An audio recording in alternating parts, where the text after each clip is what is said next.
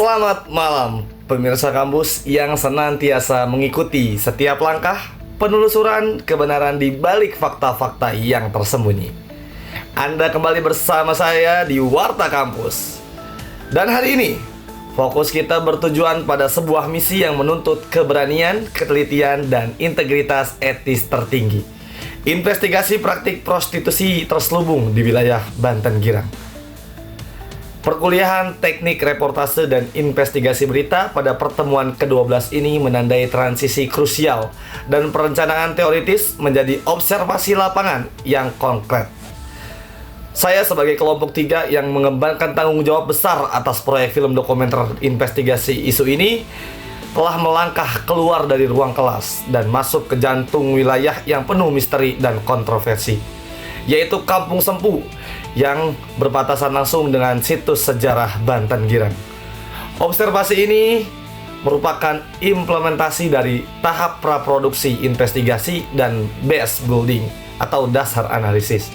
Seperti yang diajarkan adalah upaya sistematis untuk mengubah asumsi publik menjadi data terverifikasi. Kelompok 3 kali ini berada di garis depan, berupaya menembus lapisan kebisuan sosial dan kerumitan kultural untuk memverifikasi kebenaran yang beredar di masyarakat. Apakah benar praktik prostitusi terselubung beroperasi di lingkungan bersejarah dan serat nilai kebudayaan tersebut? Detail mendalam observasi lapangan kelompok 3 kali ini, yakni penelusuran realitas di Banten Girang.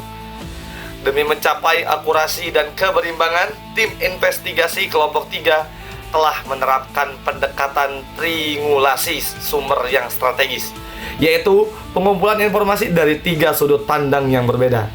Otoritas formal seperti RT menjadi tradisi guru kunci dan komunitas warga, yakni saksi hidup. Yang pertama, verifikasi level otoritas komunitas, yakni wawancara dengan ketua rukun tetangga atau ketua RT. Tim memulai investigasi dengan menemui ketua RT setempat di Kampung Sempu.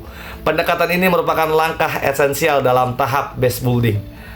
Pemetaan geografis dan sosial, kelompok ini berfokus pada wilayah spesifik di Kelurahan 17 yang memiliki RT 01, RT 02, RT 03, dan RT 04.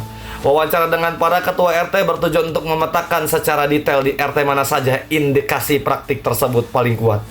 Data formal dan aduan warga. Ketua RT adalah pihak yang paling mengetahui laporan resmi atau aduan lisan dari warga terkait aktivitas mencurigakan, mobilitas pendatang baru, dan gangguan keterlibatan umum. Keterangan ini menjadi data formal untuk memvalidasi rumor.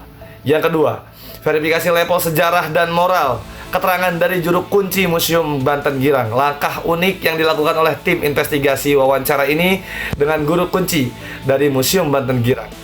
Wawancara ini memberikan dimensi yang jauh melampaui investigasi kriminal biasa, korelasi isu, dan nilai sejarah. Keterangan dari juru kunci memberikan perspektif mengenai kontradiksi moral antara praktik prostitusi yang dianggap mencemarkan dengan nilai-nilai leluhur dan kesakralan situs warisan budaya yang ada di Banten Girang. Sudut pandang unik.